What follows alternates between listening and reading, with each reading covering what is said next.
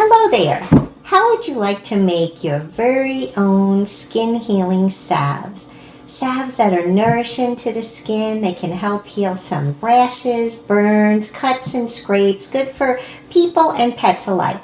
So I am going to show you just how to do that in a step-by-step quick tutorial so you can make your very own salves at home as well. I'll be right back.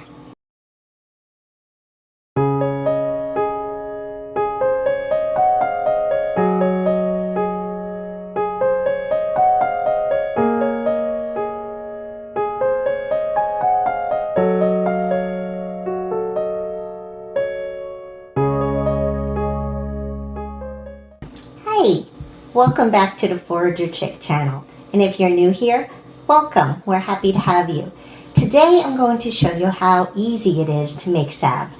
I've been making salves for the last probably 12 to 14 years. I love to make them.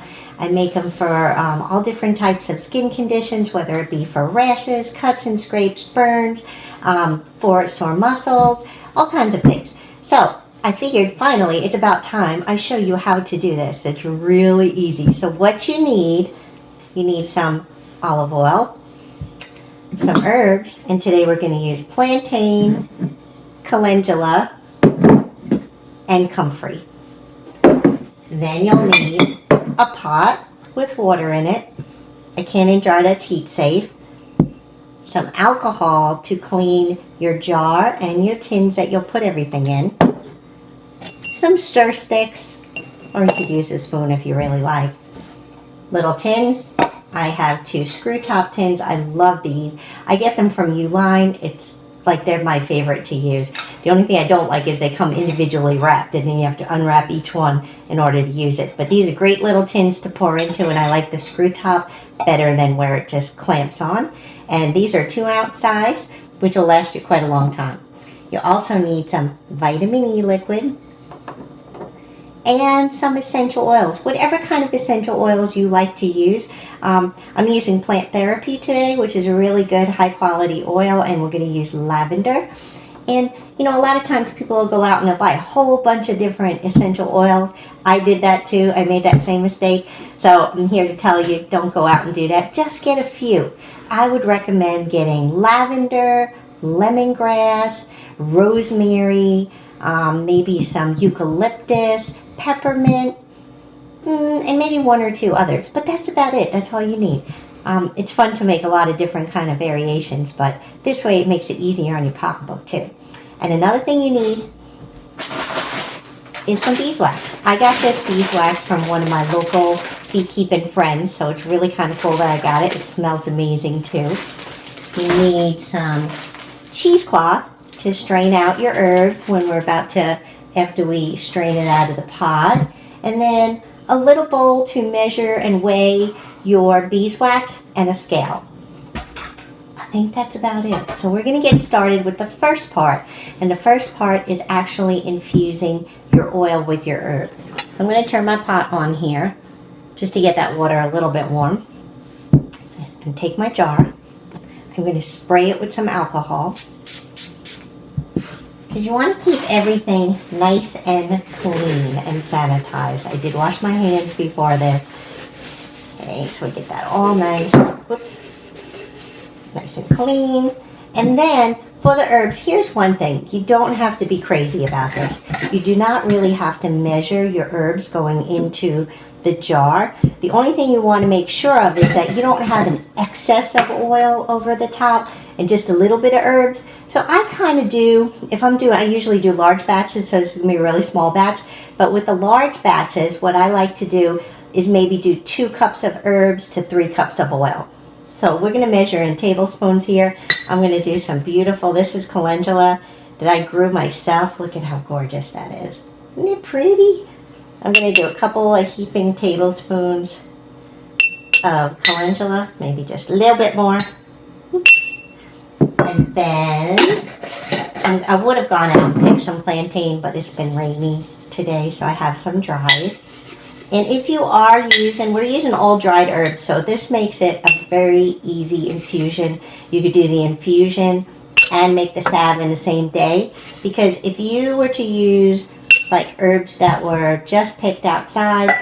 You have to kind of let it dry wilt overnight, and then when you do strain your oil, there could still be just a little bit of moisture in there. So usually once you strain it, you have to let it sit overnight again, and then make your salve the next day. So this way we can do it all in one shot. And some comfrey. This comfrey is from my garden. So a little bit on each of these herbs, just in case you're not familiar with them. So comfrey is a great healing herb, but I don't use it by itself for healing unless it's for bones or sore muscles, because it heals the wound so quickly.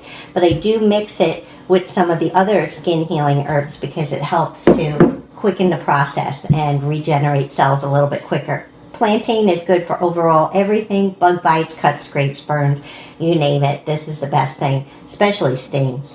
And then calendula is a very gentle herb that is wonderful for the skin, and it just helps everything heal a lot quicker. So we like to use the calendula flowers, plus it smells good. So here we go. We have probably about 3/4 of a cup of herbs in here, and then I'm going to take olive oil and we're going to pour it over it, and then we'll talk about the different oils that you can use. Let's see how much I have in here, because I may want to add a little bit more herbs. Pretty much just covering the herbs. You can see that right there.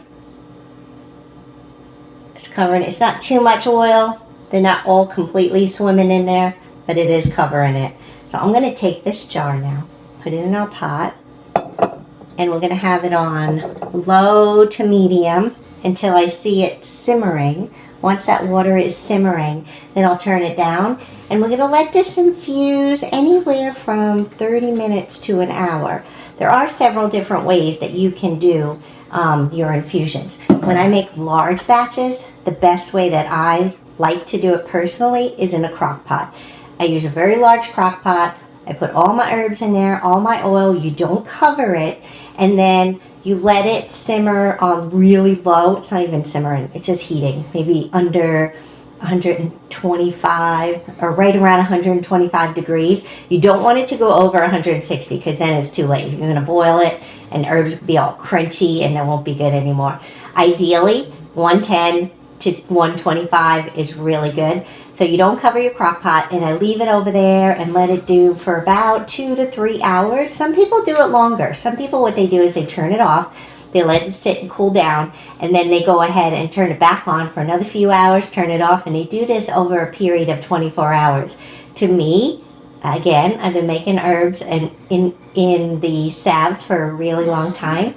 So I find that the 2 to 3 hours is perfect. I smell it. It's herby. I know it's ready. It's like when you're cooking, you know, when you're cooking on a stove and you're cooking onions and garlic and some other vegetables, you just know when it's done. So, call it hokey, intuitive, whatever you want to call it, but that's how I roll. Another way of doing it, and this only really works with dried herbs, is you could do the solar method. Some people like to use the jar, put the herbs and oil in there and put it out in the sunshine, shake it every so often. I personally don't do that.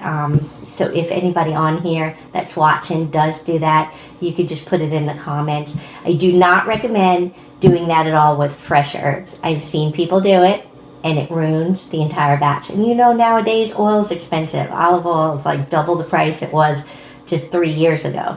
So we don't want to waste any oils or our time or the precious herbs that are out there.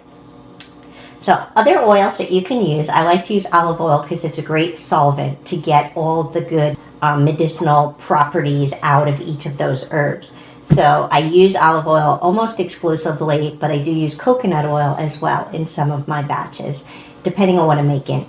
And then you can, if you want, use sweet almond oil or sunflower oil. Those I'll use more in lip balms or small batches, because olive oil, there's really not many people that are allergic to olive oil. I don't even know if anybody could be allergic to olive oil, but you do have plenty of allergies on almond oil, so we have to be careful with that. Some other oils, you don't want to use like canola oil or vegetable oil or anything like that. There are some people that will use lard or tallow, and that's just fine too. Whatever you have is perfect to use. Back in the day, they used to use lard. It was easy, they had it accessible, and so they made all their salves that way. So the salves that we're making, once this cooks for about 30 minutes to an hour, we'll see. I'm going to turn it off in a minute, or I'll turn the camera off. You don't have to watch it all that time. Once that is ready and we strain it out, then we are going to put it back in a jar, or I'll put it in a smaller pot, and we're going to put our beeswax in there, and then we'll heat it gently just until the beeswax is melted. At that time, I'll test it, because you should always test your salves for hardness. We'll go over the beeswax measurements a little bit, in just a little bit, because some people like a harder salve and some people like a softer salve.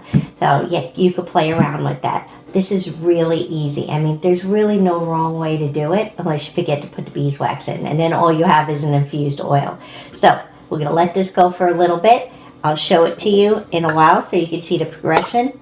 And then what I'm going to do, though, in the meanwhile, is I will take one of these stir sticks and I'm going to stir it around so it gets a little bit more movement, more surface area in there. So I'll see you in a little bit.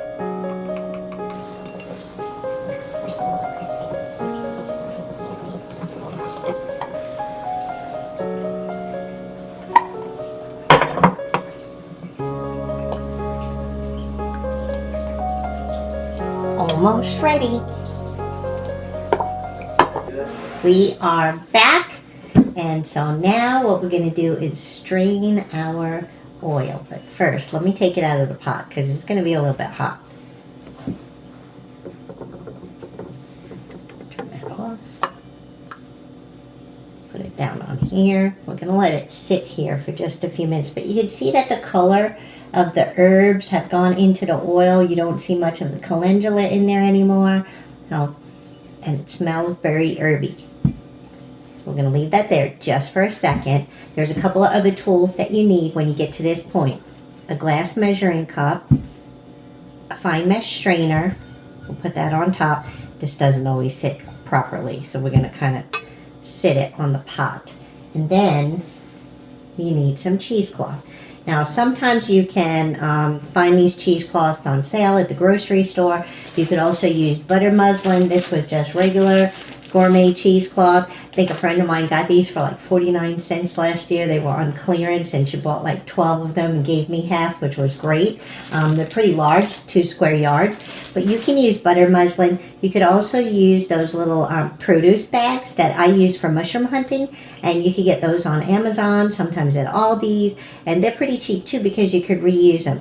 These I will reuse sometimes, but it's very thin. It has to be, as long as there's not a whole lot of little pieces of stuff stuck in all the mesh, then I'll go ahead and toss it in the washing machine and reuse it again. But if not, I'll just compost the herbs and then get rid of the piece of cloth, because again, I had so much of it and it was really cheap. So we do that. Let me give this just one more second to cool down before I pour it, because we don't want to get burnt. And then all we do is take our infused oil. Remember, we had calendula, plantain, comfrey. So we're going to gently pour this in there. I did put on my apron so that it doesn't splash on my white shirt. This is a cute little apron I got from Foraged.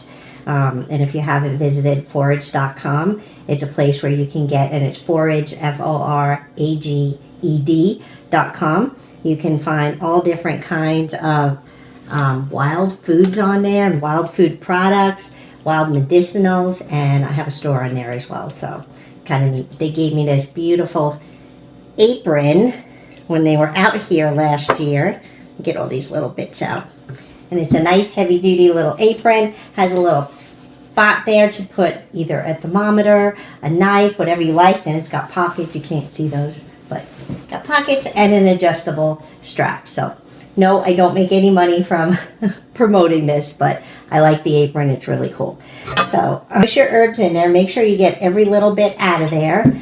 And then with clean hands, and by the way, I did clean this little measuring bowl with some alcohol like I did for the pot before. Okay, we're going to turn this over.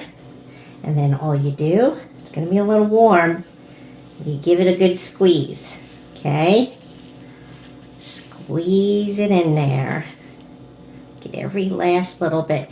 Not so bad when you have a small amount of herbs, but if you have like several cups of herbs, you can't really do this until it cools completely, because otherwise you would totally burn your hands. It is pretty hot on my fingertips. All right. Put that back in here for now. My hands are all a little gooey, but you know what? We're just going to rub it all over. Rub it all over us. Why not, right? We're not going to waste it. It feels really good, too. All right. And it's warm, so it goes into the skin a lot easier. So we'll take off our little strainer. There's our beautiful oil. So let's see how much we got here. Ah, did pretty good. It's right at a cup. 8 ounces. Can you see that? If I could stop moving it long enough. 8 ounces. Look at that beautiful color. And it smells great too. So for every cup of oil that you have, you would use approximately 1 to 1.5 ounces by weight of beeswax. So I usually fall right in between. It's winter time now, so I don't go too heavy on the beeswax. If it was summertime, I usually would go a little heavier. But I'm going to go ahead and I'm going to measure out about 1.25 ounces. So I have another pot here, smaller one. I'm going to remove the one that had the water in it. And then, of course, got to spray this one. I'm not going to do it in a jar. I'm just going to go ahead and do it in this pot because it's so tiny. It'll work out just fine. Leave that on there. Put that on low. And then I put my tins in this little tray. It's always good to have your tins in a tray. You don't want to just pour them on the kitchen table or the countertop because then you got to move them. This way, I could let it cool for just a little bit and move the whole tray into another room where it can cool completely. So we need to clean our tins. Even though these tins are brand new, we still got to clean them. So I just give them a squirt with the alcohol. And this is, I think this one was 70% alcohol, just rubbing alcohol. And it dries really quick. So we're going to go ahead and get that all clean. The more you can prepare and have everything ready, the easier it is. See, so far, it was only 5 minutes of hands-on activity, and then the oil infused for about 38 minutes, thereabouts. So, and then we had to squeeze it. That only took a minute. So here we have our oil. I'm going to take all of this 8 ounces of oil and put it in the pot. Every last little bit out of there. We don't want to waste any. Get it all in there. We're going to save this to use to pour our salves. We may not have to. We only got a couple to do. All right. Wipe that off. And then we take out our scale. Just have a little digital scale here, and I put like a little small container there. So we're going to tar that out where it's 0. I'm going to get out my beeswax. So I chopped up this big old block of beeswax all at once. Oh my gosh, it took forever. Yes, you could buy the little beeswax pastilles. If you're just making a few things, that is a good way of going. But the only thing I don't like about those is I don't really know where they come from. You know, this one, I know exactly where it came from. The bees are local. So it has a wonderful smell to it too. So a lot less processing than those little pastilles. So at 1 ounce, and I'm going to go to 1.25 ounce. There we go. About 1.25 ounces. Perfect little jar. It's about a little more than 1/4 cup if you were to pack this into a cup. So we're going to put that in there. Be careful you don't splash. Get it all in there.